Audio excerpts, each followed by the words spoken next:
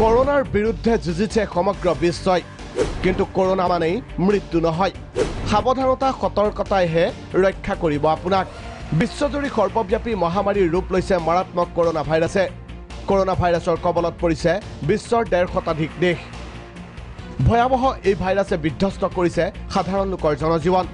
এনে সময়ত কৰোনাক লৈ সকলোতে চলিছে সজাগতা সতৰ্কতামূলক ব্যৱস্থা।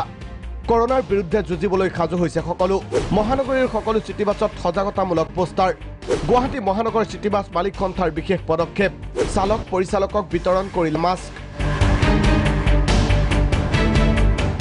প্ৰায় ৫০০ পেচেঞ্জাৰৰ মাজে মাজে ঘূৰি ফুৰিব লাগে, গতিকে তেওঁলোক এক্সপেক্টেড হোৱাৰ বেছি চান্স থাকে। গতিকে তেওঁলোকক আমি মাস্ক পৰিধান কৰাৰ কাৰণে আমি অনুৰোধ জনাইছোঁ। আমি মাস্কসমূহ নিজাববীয়াকৈ আমি সন্থাৰ তৰফৰ পৰা আমি বিতৰণ কৰিছোঁ। মানে ব্যক্তিগত বাহন পৰিবহণ বাহনত এইবিলাক ব্যৱস্থা কৰা হৈছে।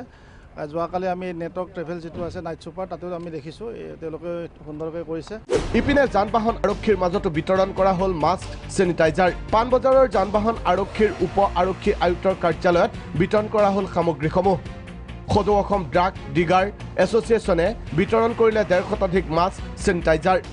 বজাৰত হেণ্ড চেনিটাইজাৰ মাস্কৰ যথেষ্ট নাটনি আছে, গতিকে পৰ্যাপ্ত পৰিমাণে আমাৰ হাতত নাছিলে।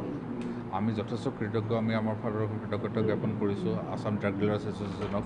যিহেতু আমি এইটো ব্যৱসায়ত আছোঁ, গতিকে সেই পদক্ষেপ হিচাপে আজি আমি পাণবজাৰৰ আমাৰ DCP মহোদয়ক আহি পেলাই এইখিনি আমি যোগান ধৰিলোঁ। কামাখ্যা মন্দিৰতো বিশেষ সতৰ্কতামূলক ব্যৱস্থা। স্ক্ৰিনিঙৰ পিছত দৰ্শনাৰ্থীৰ আঙুলিত দিয়া হ'ব বিশেষ চিহ্ন। আমি গোটেই চাৰিওফালে চেনিটাইজাৰৰ ব্যৱস্থা কৰিছোঁ। যিখিনি দৰ্শনাৰ্থী আহিছে তেওঁলোকক অহাৰ লগে লগে তেওঁলোকৰ হাতত চেনিটাইজাৰ দিয়া হয়, যাতে হাতখন বিশুদ্ধ কৰি ল'ব পাৰে। লগে লগে কিছু ঠাইত আমি ডেটল পানীৰ ব্যৱস্থা ৰাখিছোঁ হাতখন ধোৱাৰ কাৰণে। আৰু লগতে স্ক্ৰিনিঙৰ ব্যৱস্থাটো চলি আছে। পাৰ্কিঙৰ পৰাই তেওঁলোক দৰ্শনাৰ্থীসকলে স্ক্ৰিনিং হৈ পেলাই ইয়ালৈকে আহি আছে। অসম ৰাজ্যিক জমিয়ত উলেমাৰো সকলোকে সজাগতা সতৰ্কতা হোৱাৰ আহ্বান।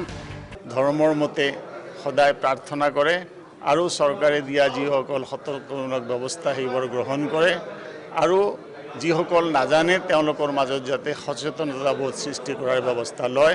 Bureau report, Prag news.